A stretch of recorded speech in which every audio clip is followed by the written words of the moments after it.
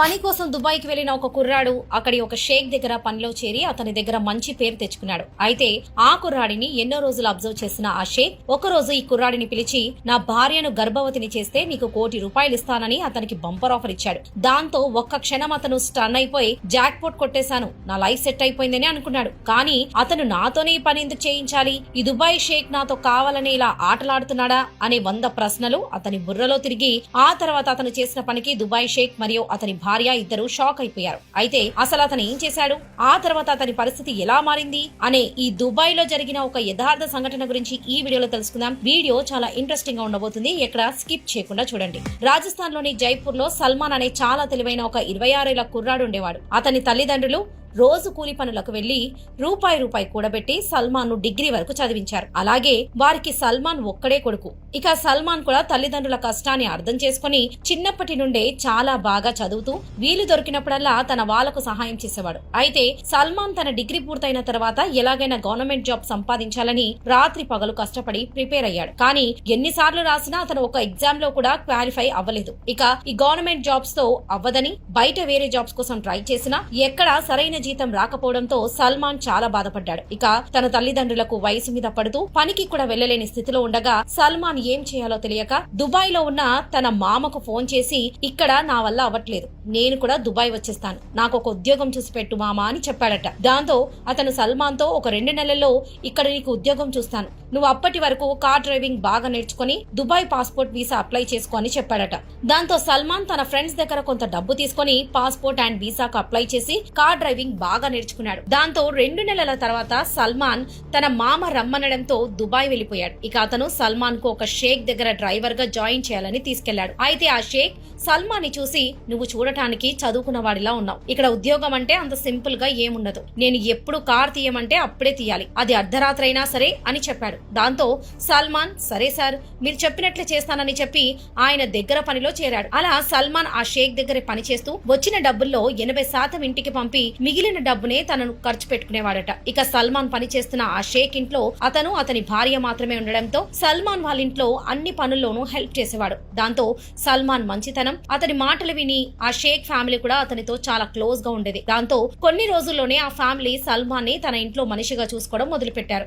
ఆ రోజు నుండి సల్మాన్ కూడా వాళ్ళతో కలిసి ఒక కుటుంబంలా భోజనం చేసేవాడు. ఇలా అంతా హ్యాపీగా సాగుతున్న టైంలోనే సల్మాన్ ఒక రోజు ఇంట్లోకి వెళ్ళగా అక్కడ షేక్ ఒక కుర్చీలో కూర్చొని బాధపడుతూ ఏడుస్తున్నాడు. దాంతో సల్మాన్ కంగారు పడిపోయి ఆయన దగ్గరికి వెళ్లి ఏమైందని అడిగాడు. అప్పుడు ఆ షేక్ తన కన్నీళ్లు తుడుచుకుంటూ, మాకు పెళ్లై 12 ఏళ్లయింది, కానీ ఇప్పటి వరకు పిల్లలు పుట్టలేదు. దాంతో ఏం చేయాలో అర్థం కాక ఎన్నో హాస్పిటల్స్ తిరిగాం, అయినా ఉపయోగం లేకుండా పోయింది. ప్రతిరోజు పిల్లల కోసం ఆ అల్లాను కూడా ప్రార్థిస్తూనే ఉన్నా, కానీ అయినా కూడా మా మీద కరుణ చూపలేదని చెప్పాడు. అప్పుడు సల్మాన్, బాధపడదు, మీలాంటి మంచి వాళ్లకు అంతా మంచి జరుగుతుందని చెప్పాడు. అప్పుడు షేక్ సల్మాన్ ని ఒకసారి అదే పనిగా చూసి, నేను ఒక పని చెప్తాను, నువ్వు చేస్తావా అని అడిగాడు. అప్పుడు సల్మాన్, మీకేం కావాలో చెప్పండి అని అడిగాడు. దాంతో ఒక్కసారిగా షేక్ కుర్చీలో నుండి పైకి లేచి సల్మాన్ పట్టుకుని, నా కోసం కొంతకాలం నా భార్యతో సంసారం చేసి ఆమెను గర్భవతిని చేస్తావా అని అడిగాడు. అంతే. ఆ మాటకు సల్మాన్ షాక్ అయిపోయి అతనికి ఏం చెప్పాలో నోట మాట కూడా రాని పరిస్థితిలోకి వెళ్లిపోయాడు. ఇక కాసేపటికి, మీరేం మాట్లాడుతున్నారు, ఆమె నాకు తల్లి లాంటిది, ఆమెతో ఎలా, ఈ పని నా వల్ల కాదని చెప్పాడు. అప్పుడు షేక్ అతని చేతులు పట్టుకుని, నాకు ఒక్క సహాయం చేసి పెట్టు, పిల్లలు లేకపోవడంతో నేను సమాజంలో తలెత్తలేకపోతున్నాను, కావాలంటే నువ్వు ఈ పని చేస్తూ నీకు ఎంత కావాలంటే అంత డబ్బిస్తానని చెప్పాడు. దాంతో ఆయన అంతలా ప్రాధేయపడడంతో సల్మాన్ ఒప్పుకొని, మరి దీనికి మీ భార్య ఒప్పుకుందా అని అడిగాడు. అప్పుడు తను, ఆ విషయం నాకు వదిలే అని చెప్పి అక్కడి నుండి వెళ్లిపోయాడు. అలా కొద్దిసేపటికి ఆ షేక్ తన భార్య కూడా ఈ విషయం చెప్పగా మొదట ఆమె ఒప్పుకోకపోగా ఆ తర్వాత తన భర్త బాధ చూసి ఒప్పుకుంది. దాంతో ఆ రోజు రాత్రి సల్మాన్ షేక్ భార్య గదిలో వెళ్లి ఆమెతో సెక్స్ చేశాడు. ఇక ఈ వ్యవహారం దాదాపు ఒక 4 నెలలుగా కొనసాగగా ఓ రోజు షేక్ భార్యకు ఆరోగ్యం బాగోలేక హాస్పిటల్ కి వెళ్ళింది. అక్కడ షేక్ భార్యకు కొన్ని టెస్టులు చేసిన డాక్టర్ ఆమె ప్రెగ్నెంట్ అని చెప్పింది. ఇక తన భార్య ప్రెగ్నెంట్ అవ్వడంతో షేక్ ఎంతో ఆనందపడి సల్మాన్ కు కృతజ్ఞతలు చెప్పి అతనికి కావలసినంత డబ్బిచ్చాడు. దాంతో సల్మాన్ తన అప్పులు, తన తల్లిదండ్రుల అప్పులు మొత్తం తీర్చేసి ఊరిలో కొంత స్థలం కూడా కొన్నాడు. ఇక అప్పటి నుండి షేక్ తన భార్యను కంటికి రెప్పలా చూసుకుంటూ రాగా ఆ షేక్ కొన్ని నెలల్లోనే కవల పిల్లలు పుట్టారు. దాంతో ఆ ఫంక్షన్ ను షేక్ దుబాయ్ మొత్తం తెలిసే రేంజ్ లో చాలా గ్రాండ్ గా ఏర్పాటు చేశాడు. ఇక ఆ రోజు నుండి ఇంట్లో తన భార్య పిల్లలతో సల్మాన్ తో హ్యాపీగా ఉన్న షేక్ ఒక రోజు కార్ ని తనే డ్రైవ్ చేసుకుంటూ వస్తుండగా సడన్ గా ఒక ట్రక్ వచ్చి అతని కార్ ని గుద్దేసింది. దాంతో అతనికి తీవ్ర గాయాలవగా వెంటనే దగ్గరలోని ఒక హాస్పిటల్లో అతన్ని జాయిన్ చేశారు. ఇక ఈ విషయం తెలిసిన వెంటనే సల్మాన్ తన షేక్ భార్యతో కలిసి ఆ హాస్పిటల్ కి వచ్చాడు. అయితే యాక్సిడెంట్ లో షేక్ కి బాగా బ్లడ్ లాస్ అవ్వగా అతని డాక్టర్స్ కూడా కాపాడలేకపోయారు. దాంతో సల్మాన్